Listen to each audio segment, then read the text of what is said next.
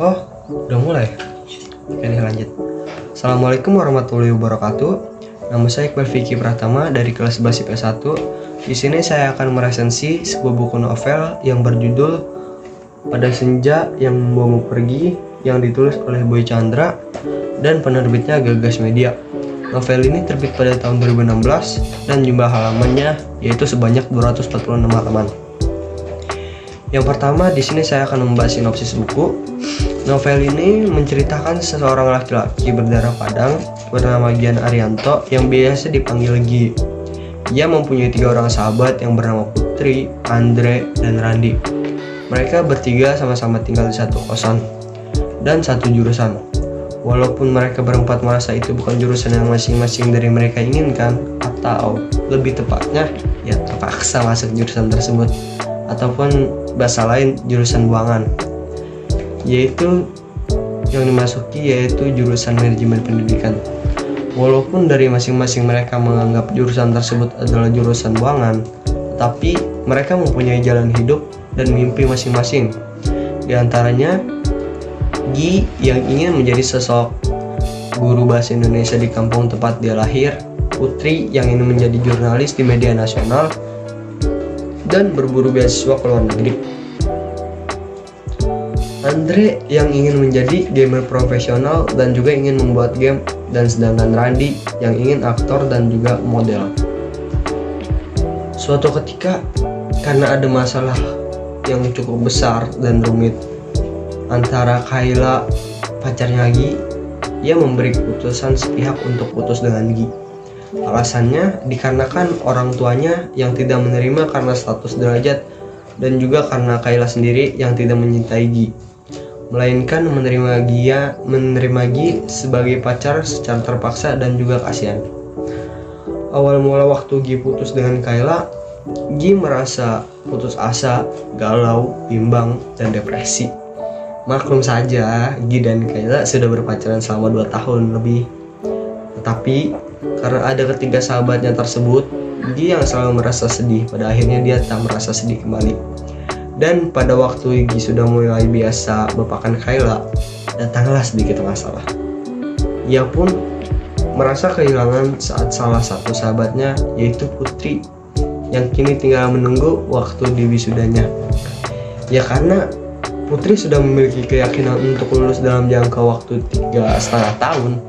Dan alhamdulillah itu pun terwujud. Tidak hanya itu saja, orang tuanya yang menuntut Gi untuk segera secepatnya lulus, dan juga tiba-tiba ada seorang perempuan misterius yang tak diketahuinya, yang tidak diketahui namanya, datang ke hidupannya tiba-tiba dan terus-terusan membayang-bayangi pikirannya. Awal mula Gi bertemu dengan sosok gadis misterius itu ketika di saat ia ketiga sahabatnya pergi jalan-jalan ke sebuah tempat wisata. Gi yang tak sengaja tangannya terkena kuah air miglas dari lemparan bola ponakan gadis misterius tersebut. Karena merasa bersalah gadis tersebut karena kelakuan ponakannya, ia mencoba meminta maaf kepada Gi dengan cara mengobati bekas luka air panas tersebut dan mengganti yang baru. Dan di saat itulah Gi mulai memikirkan gadis tersebut, yang dikarenakan kesalahannya yang telah membentaknya, yang padahal bukan kesalahannya. Perkataannya yang halus walau ia sudah dibentaknya, dan bodohnya ia tak bertanya siapa nama gadis tersebut. Pertemuan yang singkat namun membekas tersebut membuat Gi terus-menerus memikirkan gadis tersebut. Hari paling bahagia bagi salah satu sahabatnya Putri pun datang. Hari di mana hari tersebut Putri diwisuda. Gi beserta kedua sahabat laki-lakinya pun ikut turut hadir dalam acara bahagia tersebut. Dan di saat yang bersamaan, Gi tak sengaja melihat seseorang gadis yang mirip dengan gadis misterius itu. Tanpa dipikir panjang, Gi pun menghampiri gadis tersebut. Dan disinilah mulai kisah Gi dengan gadis tersebut. Nama gadis tersebut adalah Aira Darmawan, yang biasa dipanggil Aira. Hari demi hari mereka lalui bersama tanpa sebuah ikatan tetapi bersatu. Ada di mana sebuah keberanian Gi yang sudah meletup-letup itu hampir tersampaikan. Namun hal tersebut gagal. Aira telah meninggalkannya ke sebuah negara yang jauh dari dirinya berada sekarang tanpa memberitahu secara langsung, dan hanya memberitahunya dengan sepucuk surat dari Aira yang dititipkan ke neneknya. Dan di sanalah terjawab sudah bahwa Aira yang sedingin es tersebut juga menyukainya. Dan kenapa dia tidak memberitahunya? Karena disebabkan Aira yang ingin melanjutkan studinya di Jepang untuk waktu yang lama, dan mungkin itu akan membuat Gi sedih. Semenjak kejadian tersebut, Gi bertekad untuk secepatnya lulus dan akan terus mencintai Aira walau jarak dan waktu telah memisahkannya. Selama 3 tahun pun berlalu. Gi yang sudah sukses tersebut memutuskan untuk melihat keadaan Aira. Di sana mereka bertemu dan berjanji akan terus saling mencintai dan percaya satu sama lain. Hanya 3 hari Gi di sana dan harus kembali lagi ke Indonesia untuk melanjutkan pekerjaannya.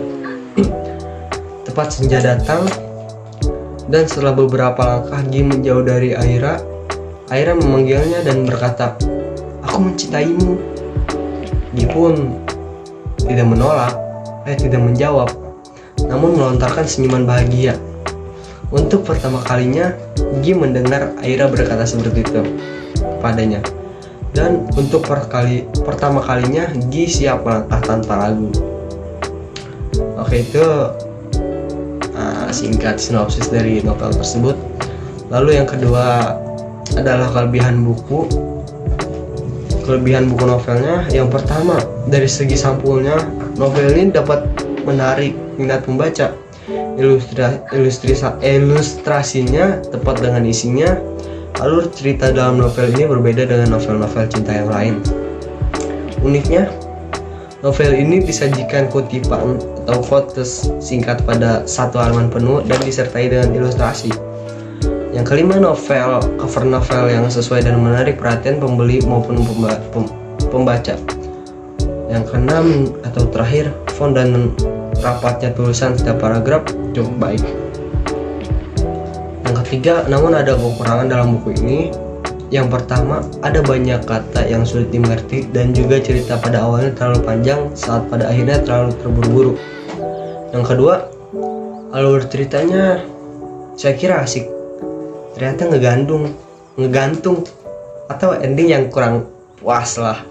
Yang ketiga, sedikit bingung karena tidak ada daftar isinya. Keempat, yang terakhir, kesan buku dari saya. Menurut saya, 1, suka tidak suka, kehidupan tetap berlanjut. Jadi jangan terlalu lama berkeluh kesah, segera bangkit untuk menggapai impian. Yang kedua, meraih cita-cita sebenarnya bukan hanya menyenangkan diri kita sendiri, tetapi juga orang-orang di samping kita. Dan yang terakhir, yang ketiga, cinta itu bukan hanya cantik atau tampan pasangan, tetapi bagaimana seseorang bisa nyaman saat berada di sisinya. Sekian dari saya, novel resensi itu. Terima kasih. Wassalamualaikum warahmatullahi wabarakatuh. Bye bye.